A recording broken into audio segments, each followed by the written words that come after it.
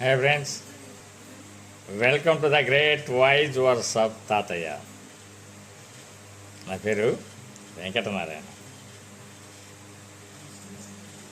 Concept ఏంటంటే mind control. పాలు తేనెతో కలిపితే ఏమవుతాయి? అమృతంగా తయారవుతాయి, అద్భుతంగా తయారవుతాయి. చాలా ఇంపుగా ఉంటుంది, మధురంగా ఉంటుంది. అదే విషం అనేది అదే పాలతో కలిపితే ఏమవుతుంది? మొత్తం పాలు విషంగా మారిపోతాయి.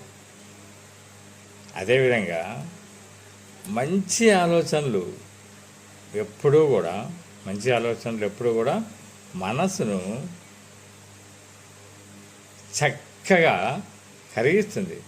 మంచి ఆలోచనలు ఎప్పుడూ కూడా మనసుని చక్కగా కరిగిస్తుంది. అదే చెడు ఆలోచనలు ఎప్పుడూ కూడా మనసుని పాడు చేస్తాయి. కాబట్టి జీవితంలో మంచైనా చెడైనా ఈ ఫలితాలు అనేది మన ఆలోచనల ఉత్పన్నమే.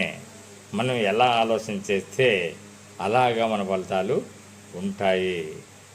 అందుకే ఆలోచనలు ఎప్పుడూ కూడా మనము ఒక బ్యాలెన్స్డ్గా పెట్టుకోవాలి. నేను స్వీకరించిన పాజిటివ్ ఆలోచనలు, సానుకూల ఆలోచనలు గురించి నేను చాలా సంతోషిస్తాను. అదే తదనంతరం ఏమవుతుంది తెలుసా? ఒక విలువైన అలవాటుగా మారిపోతుంది. అభివృద్ధి చెందుతాము. అంతేకాదండోయ్, ఆ అభివృద్ధి అంతటితో ఆగదు. అంచెలంచెలుగా ఎదిగి మన సమాజానికే ఒక గొప్ప ఆదర్శంగా, ఒక మహానుభావుడిగా తయారు కావచ్చు.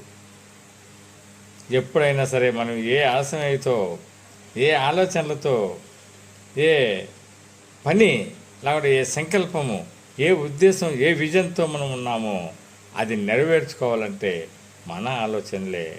అందుకే స్వామి వివేకానంద కూడా చెప్పారు ఎన్నోసార్లు, శిల్పి నీవే, శిల్పము నీవే, నీ శిల్పాన్ని ఏ విధంగా చెక్కుకోవాలో నీ చేతుల్లోనే ఉంది. ఒక రామునిలాగా చెక్కుంటావా, కృష్ణునిలాగా చెక్కుంటావా, ఆ సమాజం చేత ఆరాధించబడతావు. లేకుంటే ఎలా ఉంటావు? ఆ బండరాయి కాళ్ళ కింద కాళ్ళు కడుక్కోవడానికి పనికొస్తుంది అన్నారు. ఎంత అద్భుతం అండి!